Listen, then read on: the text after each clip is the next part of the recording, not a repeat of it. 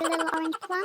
Hello everyone and welcome to Little Orange Plum. So today we are looking at a little subreddit called r/men writing women. So for our first post of the day, we have not entirely sure if this fits here. Let's see, let's find out. CNBC says, millennial women are worried, ashamed. You may want to consider the word and. I feel like there should be an worried and, but okay. Worried, ashamed of out-earning boyfriends and husbands. To which Rebecca Searle replies with, no one feels this way, give us more money. Just, agreed. I feel like it's more millennial men are afraid of being emasculated by women who outperform them, and women are just like frustrated that this is even a problem, because when men were out earning women, no one seemed to think that women had the right to be upset about it. Sure, there's the whole women being given opportunities and like women wanting to actually have financial agency, but women feeling down on themselves and feeling like it makes them look bad because men earn more is not a thing that ever came up. And it really says a lot more about guys that this is kind of an issue at all, that that girls might earn more than men, and for some reason some guy has to compare himself to his woman and see himself as less than because she makes more money. Like, what? Get some better values. So in the comment section, actually, someone has explained the post because I can't be bothered to follow it to... I don't think that's actually linked, that's just an image and I can't be bothered to go find it since it's not actually linked here. Basically, it's explaining how the problem isn't even that women out-earn husbands, it's that they out-earn their husbands and then are still expected to do more housework. Yeah, it does seem to be a very annoying thing of like guys who have this attitude of, you have a vagina and therefore you will clean my house, and it's like, you know, some boys, the entitlement is strong in this gender. Okay, we have Philip Roth, I don't like your name, Philip Roth, fuck your name, because it's hard to pronounce, thinks breasts are fish. Goodbye Columbus, hand hooked onto the front of her suit, and the cloth pulled away from her. Her breasts swam towards me like two pink-nosed fish, and she let me hold them. What? Yeah, it's just kind of, it's weird. I'm just getting a creepy bestiality vibe from this. I'm unnerved. I'm concerned. Like, why are her breasts fish? I have questions. It's weird. Fuck you, Philip Roth. Freaking fishy breasts. I don't know. I don't get this whole thing with male writers of just being like weirdly obsessed with the titties. Like, why? What is this? It just comes off as very immature as well. It's not even that they are like writing about women's breasts. It's just the immaturity of like obsessively writing about it. Anyway, next we have women when prompted to write like men. So this is for women writing women Wednesdays. It's not always the guys. We have introduce a male character like male screenwriters describe women characters. Oh, this is actually this I enjoy.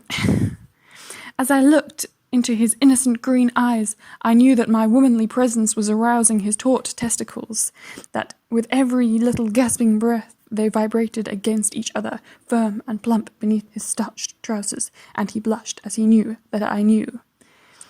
Yeah, the uncomfortable overt sexuality, the uncomfortable describing a person's body more than their personality and just not giving you any context of anything except for really weird descriptions of their body, and just the whole, I know what you think and feel, complete stranger.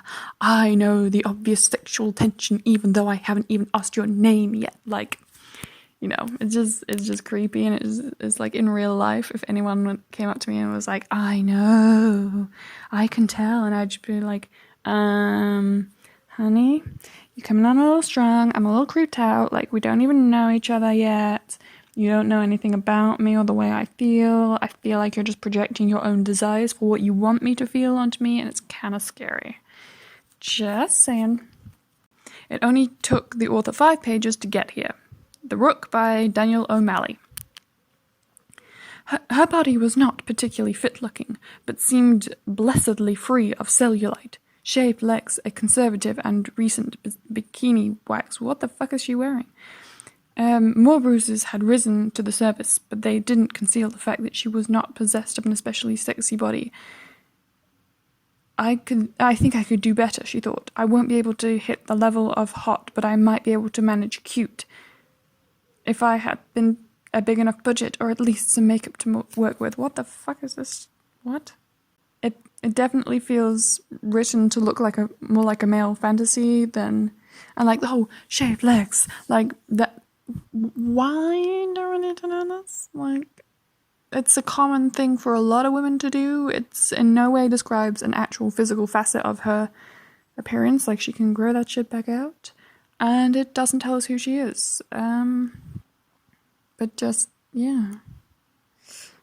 As I say, this is the textbook. This is the whole weirdly sexualizing, all about her body. Personality? Where are you? Is there a personality? Who knows? Just, yeah. And I feel like the whole, not particularly fit looking, but blessedly free of cellulite. Like, that's not a thing. That's not a thing. Like, I used to be a ballerina, and I know so many ballet dancers who are rail thin and who still had cellulite.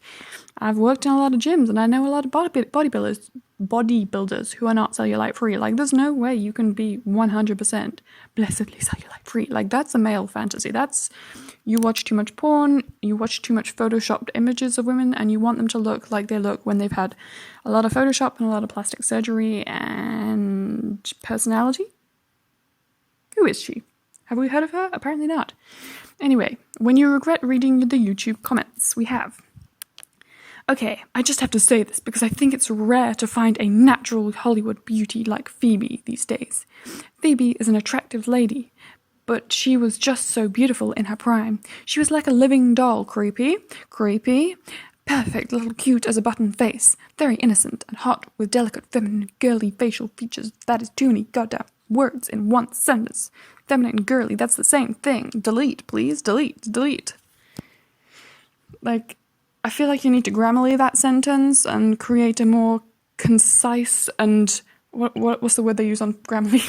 Concise and engaging. That's what you're looking for, because your engagement is not all that. Because, what? Why do you need to say feminine and girly? They're the same. That's kind of the same thing. Like, you can do one. Anyway, where were we? I got confused by, like, criticizing the writing. I don't know. Big, dark, dewy eyes. Again, like, dark, dewy doe eyes. Dew and doe are similar, I feel like. Big, dark, like, I feel like you could have just said brown doe eyes. Especially because big and doughy. Like, doe is big. Like, girls who have doe eyes, it's the ones who have eyes that are big like a doe. Like, what? You just need less describing, like, less, shorter, conciser. Like, this is a lot of words you don't actually need. This is not even on the fact that it's, like, weirdly objective and sexual and shit. Just, like, you need to work on your writing in general. Because a lot of the time, I feel like it's, with men, it is that moment where they can write well, that's concise, and using good literary devices. There's clearly an obvious training and skill there, but usually it's just like, wow, no amount of training and skill will actually get you to open your mind enough to properly see this from the perspective of a woman and therefore realize how cringe it is. But this guy just, like, you're not a great writer. Like, you need to work on stuff. A small button nose. Button noses tend to be small anyway. And full rosebud lips, which complements her cute smile. Again, too much. She is tall, had a great posture, very slim but not bony, skinny, just looks... Too many words, too many goddamn words. Just looks healthy, and you can see that in her radiant skin, the red bikini she looks like... in the red bikini, she looks stunning, and is adorable how she has pretty red heart-shaped earrings which match her red bikini, and then she sings. She has a sweet voice and is a genuine nice actress, not like fake Hollywood. Thank you for describing in far too much detail your sexual fantasies, which is basically what this is. I'm hoping Phoebe's not a real person. I'm hoping this is a description of a character that you would like to be real, because I feel bad for any woman who had to be described in this way. Because you totally just not like the other Hollywood actresses as her. Because like she didn't do that. You did that. You said she was not like the other girls. But yeah, that paragraph hurt my brain. That was too many. There was too many words. Like, this can literally be cut down to be half the size.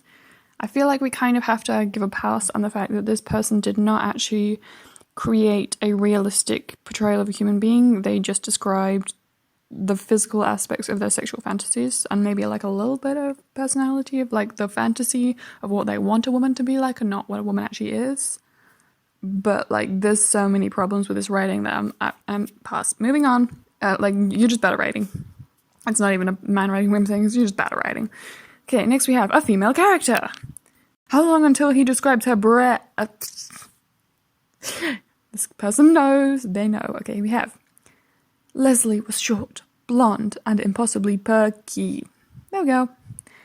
Even when wearing a stab vest, that seems unlikely. I feel like your stab vest is not stab vesty enough if we can still see your tits. Like, they're kind of directly near your lungs and heart. It's kind of an important area to not get stabbed.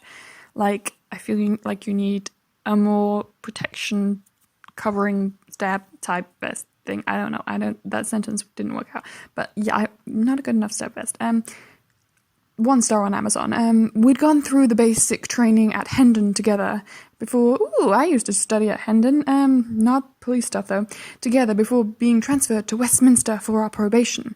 We maintained a strictly professional relationship despite my deep-seated yearning to climb into her uniform trousers. Blech. I have a struggle to believe that you have a strictly professional relationship with her, because you did not describe anything about her as a human being or a professional. You just described her perky ass tits and her freaking stab vest. Like, I'm sorry, honey, no, you severely overestimate your professionalism. Sorry to say, but it's true. Okay, next we have manga can be self-aware sometimes.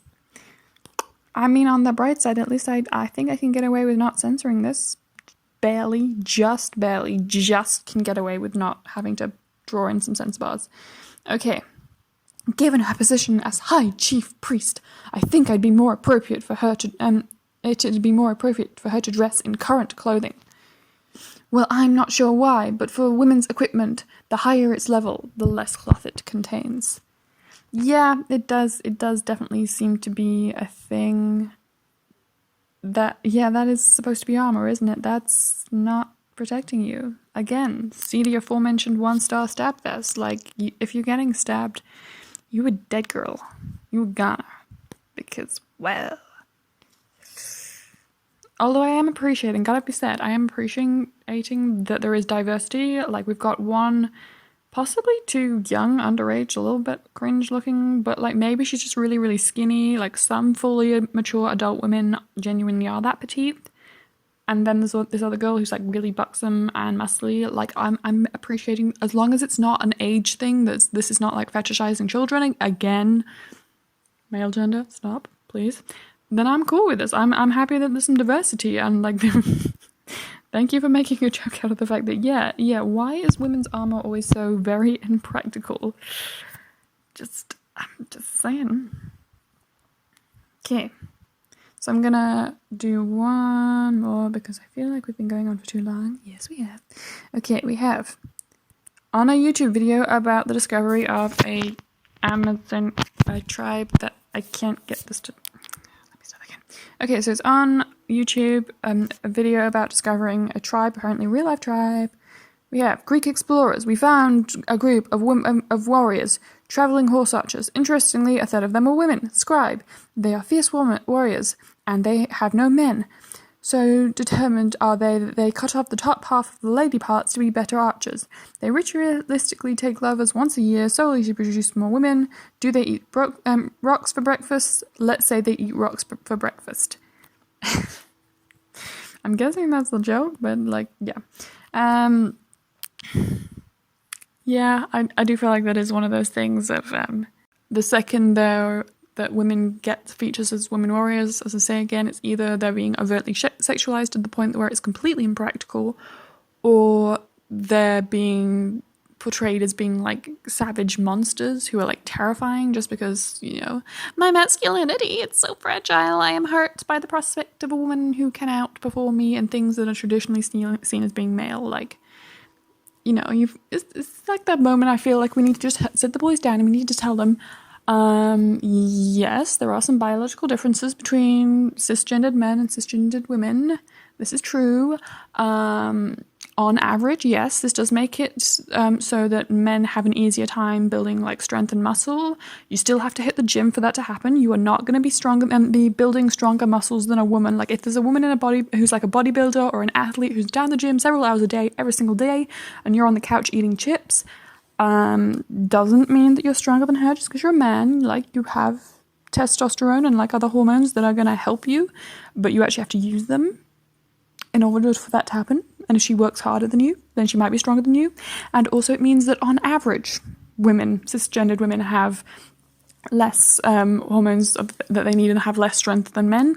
There will be outliers. There will be some guys who are just not that strong compared to the average for men, for cis men. There are going to be cisgendered women who are, you know, a little bit more talented athletically and a little bit stronger than is average for women. And if she's an above average woman and you're a below average man, guess what? She's going to bench press more than you. Doesn't need to try it harder necessarily, doesn't need to take drugs, doesn't need to be some kind of beast who's barely even human. She just happens to be slightly talented and you happen to be slightly not. And, you know, I'm just saying, boys, like, are you sure you're average? Are you sure she's average?